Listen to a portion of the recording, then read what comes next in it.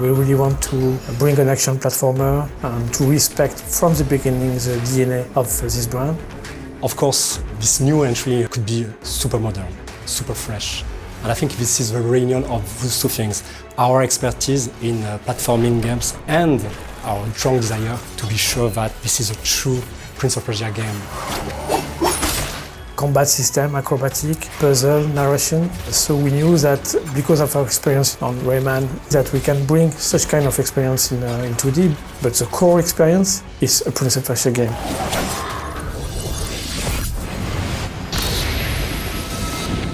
Sargon is a brand new character in Prince of Persia, The Lost Crown. He's the youngest of the Immortals. The Immortals are an elite warrior team. They fought and won many battles together.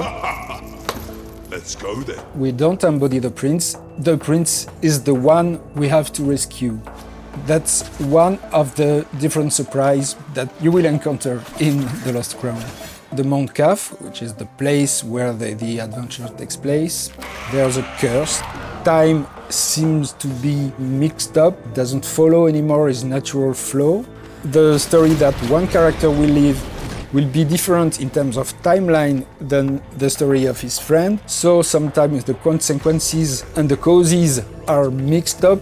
How is that possible? They left not long before us. The starting point was to immerse ourselves in the Persian culture and legacy, which is so rich. When you learn, you have a strong emotion, you are amazed. You want to translate that feeling to the players, a feeling of exploring something new. And we get our inspiration from real places, like palace or temple, and even some natural landscape, like the Iranian forest, which is a real forest. It was really fresh to have a forest in the franchise of Prince of Persia. I think it will surprise the players. And we have also living elements like platforms that ask you to shoot to activate it.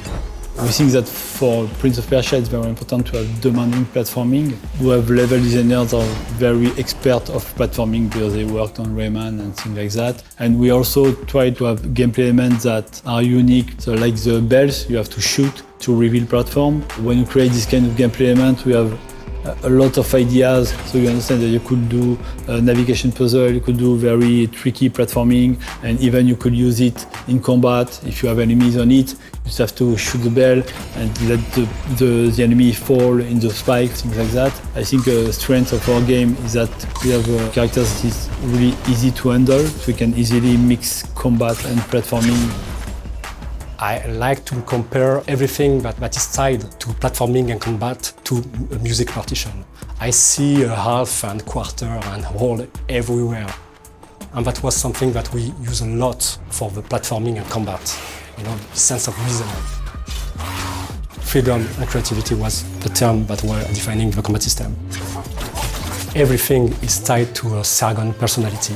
He's like inventing his own movement. So it was really important to have the same approach between the way he's moving and the way the player can execute their combos. So back in the days, Sand of Time had pushed the boundaries standards with a nice and smooth animation. So of course for the Last Crown, we are aiming the highest animation quality as possible. And the goal is to have a really smooth, challenging and responsive gameplay. All the gameplay animation is based on keyframe. Keyframe animation is the way to animate without motion capture. You create everything actually. You just take the puppet, design the line of action, the nice shape of the character and bring it to life. This allows us to masterize the timing and make it more cartoony. If you ask for two actors to grab one by the head and launch it, it's not just possible. So you can create everything with keyframe. It's really important for us to make sure that this game is modern and respect players' cleverness and autonomy. To be sure that our players feel free to decide what is their next objective, because this is a genre where you are in isolation. This is a feel that you had in the first Prince of Persia.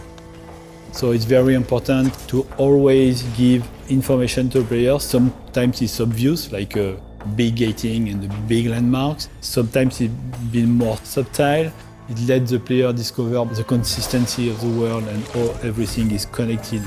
What we have developed is a lot of things, a new lore, new characters, a new combat system, a new art direction, a new narration. So it's something very important to say that this team has made a wonderful job on still working hard to bring a top quality game.